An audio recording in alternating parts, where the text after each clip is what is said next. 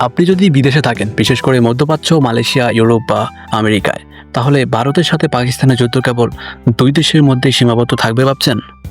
না ভাই, যুদ্ধ যখন শুরু হয় সেটার আঁচ কিন্তু হাজার হাজার মাইল দূরেই পড়ে, বিশেষ করে আমাদের মধ্যে দক্ষিণ এশীয় প্রবাসীদের উপর। ভুল পরিচয়, বৈষম্য, মানসিক চাপ, এমনকি অর্থনৈতিক ঝুঁকিও তৈরি হতে পারে।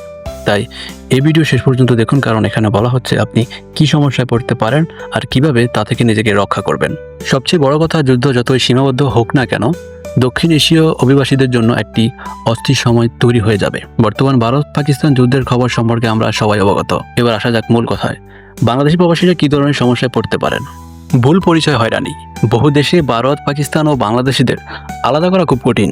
চেহারা, ভাষা, পোশাক অনেকটাই কাছাকাছি। যুদ্ধের সময় কারো রাগ, ক্ষোভ বা জাতিগত বিদ্বেষের শিকার আপনি হতে পারেন, শুধুমাত্র আপনি দক্ষিণ এশীয় বলে।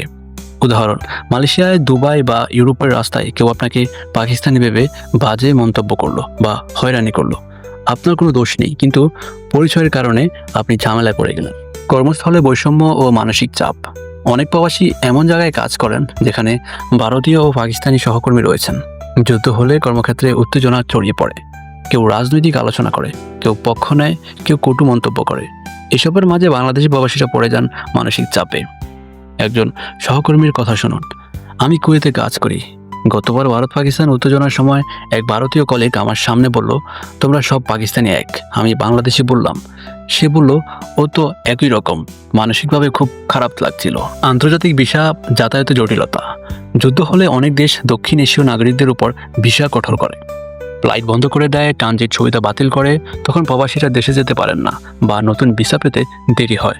বিশেষ করে যারা ওয়ার্ক পারমিট রিনিউ করতে যাচ্ছেন, নতুন দেশে মাইগ্রেট করতে যাচ্ছেন, দেশে ছুটিতে যেতে চাইছেন, তারা ঝুঁকিতে পড়েন বেশি। আর্থিক লেনদেন ও রেমিটেন্সের সমস্যা। যুদ্ধ হলে অনেক ব্যাংকিং চ্যানেলে টাকা পাঠাতে সমস্যায় পড়ে। বিশেষ করে যারা হুন্ডি বা আনঅফিসিয়াল পদ্ধতিতে টাকা পাঠান, তারা আরও বিপদে পড়েন। আন্তর্জাতিক ব্যাংকিং সিস্টেম যদি দক্ষিণ এশিয়ার প্রতি সতর্ক হয়, তাহলে রেমিটেন্স পাঠানো কঠিন হয়ে পড়ে। আরও সমস্যা হয় যদি রুপির মান পড়ে যায়, দক্ষিণ এশিয়ার বিনিয়োগ করা ব্যবসা ধাক্কা খায়, ক্রস বর্ডার অনলাইন ফ্রিল্যান্সিং বন্ধ হয়ে যায়।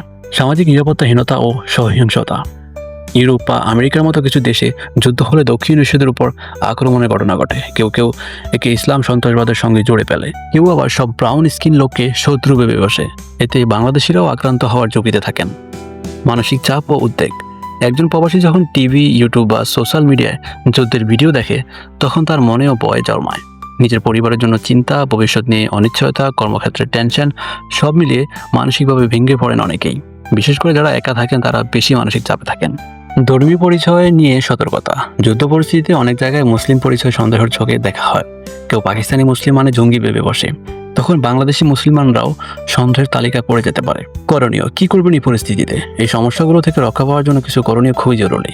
গুজবে কান দেবেন না। ফেসবুক, ইউটিউবে কোনো রকমের উস্কানিমূলক বা গুজব ভিডিও শেয়ার করবেন না। যাচাই ছাড়া কিছু বিশ্বাস করবেন না। দূতাবাসের সাথে যোগাযোগ রাখুন। আপনার দেশে দূতাবাসে রেজিস্টার করে রাখুন। তার কোনো নির্দেশনা দিচ্ছে সেটা নিয়মিত দেখুন। কোন দেশে থাকেন সেটা দূতাবাসকে জানিয়ে দিন, যাতে প্রয়োজনে তারা আপনাকে খুঁজে পায়। নিজের পরিচয় পরিষ্কার রাখুন। সবসময় ID card, passport, work permit সাথে রাখুন। কেউ কিছু জিজ্ঞাসা করলে মাথা ঠান্ডা রেখে উত্তর দিন। নিজের দেশ, ধর্ম বা পরিচয় নিয়ে কারোর সাথে তর্কে যাবেন না। অর্থনৈতিক প্রস্তুতি নিন। টাকা পাঠানোর একাধিক বিকল্প উপায় জেনে রাখুন।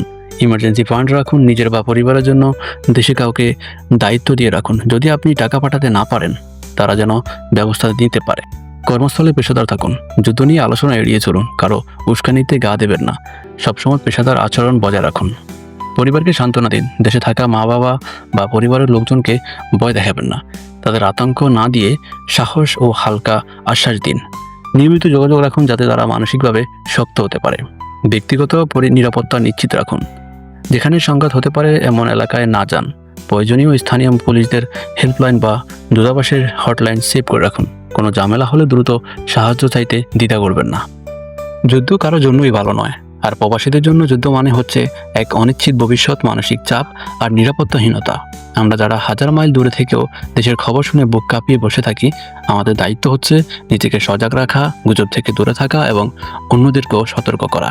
প্রবাসী জীবনে এমন সংকটময় সময় আগে আসেনি, তবুও আমরা চাই যদি এমন সময় আসে, আমরা যেন প্রস্তুত থাকি, সাহস রাখি আর একে অপরকে সহায়তা করি। যুদ্ধের মধ্যে সবচেয়ে বড় যুদ্ধ হলো নিজের ভিতরের ভয়কে জয় করা। আপনি নিরাপদ থাকুন, সচেতন থাকুন আর হ্যাঁ, আপনার আশেপাশের প্রবাসীদেরও এসব কথা জানাতে ভুলবেন না।